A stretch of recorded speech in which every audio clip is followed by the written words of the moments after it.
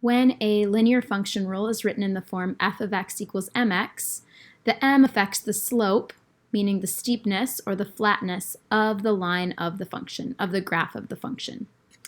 The first graph here, f of x equals x, is right here, right in the middle.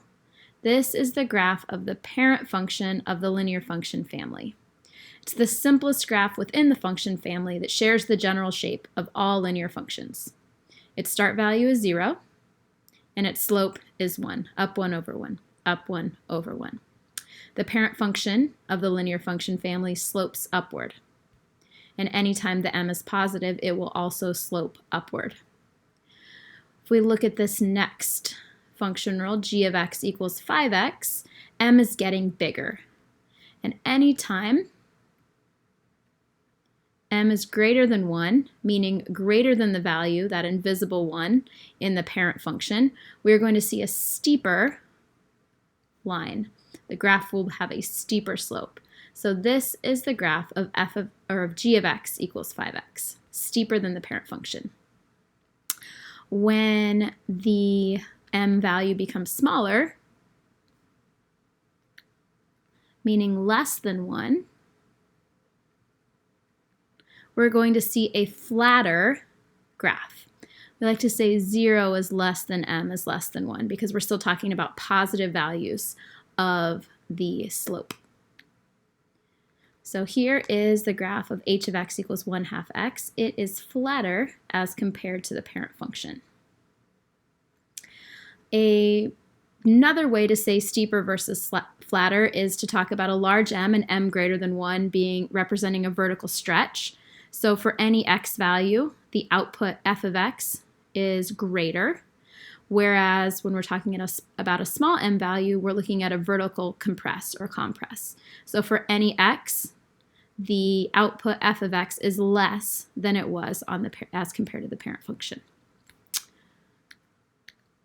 So that was h of x.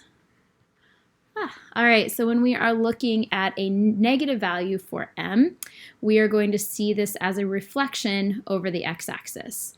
So if we look at the parent function and reflect it over the x-axis, the output will be the opposite of what it was for the parent function.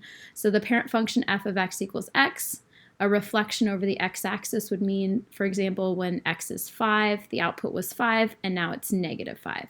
A mirror image as reflected over the x-axis. For the negative values of the parent function, we will now see a positive output. Maybe easier just to think of this as now the graph slopes down. All right, so j of x equals -x. That will be the reflection over the x-axis of the parent function. Nice straight line. And it has a slope of -1.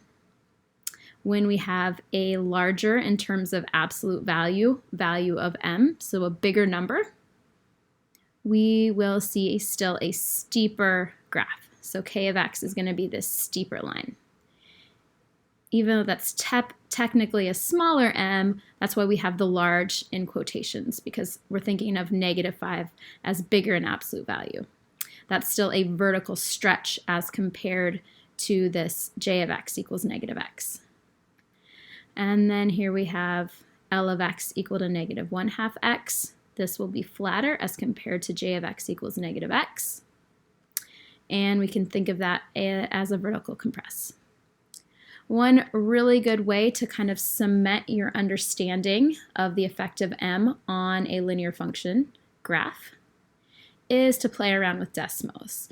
So if you go to desmos.com and you just start typing in some function rules, you can type f of x equals, or you can just stick with the expression on the right-hand side. And let's go ahead and graph 5x. Let's see, let's keep the parent function on there. Steeper than the parent function. 10x, even steeper than the parent function.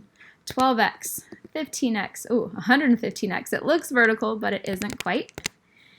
And then we could also look at fractions, less than 1. So that's flat, flatter, even flatter. We can also look at some negative values of m. We're getting steeper steeper, steeper.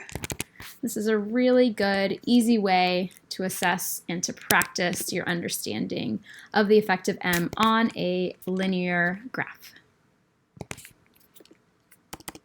Really flat, not quite horizontal.